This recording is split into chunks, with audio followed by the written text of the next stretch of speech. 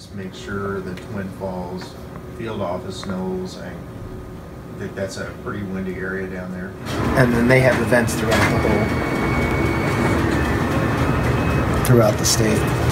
What is FEMA doing here on a day-to-day basis? And what's the need and what's the day-to-day mission? Well, we're here to support the state of Idaho. Based on the governor's request to the president, we had a public assistance declaration that occurred on April 21st. We bring our team in to support the counties, the municipalities, and everything having to do with a county or a public entity. When you think of it that way, there's certainly private nonprofits that may play a public role that we also support in that regard, primarily through financial assistance. But we think of, roads, bridges, buildings.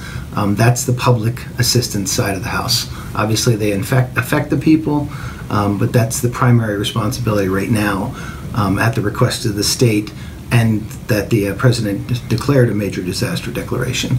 And we're here for a time frame that was early February 5th through the 27th.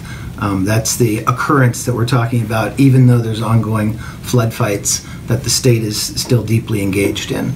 So that's what we're looking at. We started planning for this event back in the fall, anticipating that we would experience some type of flooding this year. Since we looked back in our historical records and asked the questions and looked at what we've done historically, we kind of felt like either last year or this year was going to be one of those years for us. What we had no idea of would be that it would start in December, and here it is the middle of May, and we're still going through it with no anticipated end date yet. Best case scenario would be the middle of June, would be a time that we could potentially get a little reprieve for the flooding response that we're currently doing. So what makes 2016, 2017 very unique is the fact that regionalized flooding is what we've anticipated, and that's what we found in past declarations that we've reviewed. We had no idea that it would start on the west side, go to the east side, go from the south side to the north side, that we'd experience 31 counties out of the 44 from all over the state that have needed or requested assistance through the state. Literally, my whole role and as FEMA is to support the state, which supports the communities. So that would be success.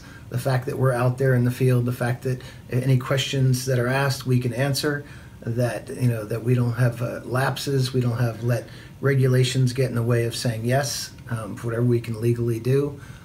So that would be success in my world. So to me, the biggest thing I can look at is how well did the state respond to the needs of the county or individual local jurisdictions, and were we successful in providing them what they needed through request?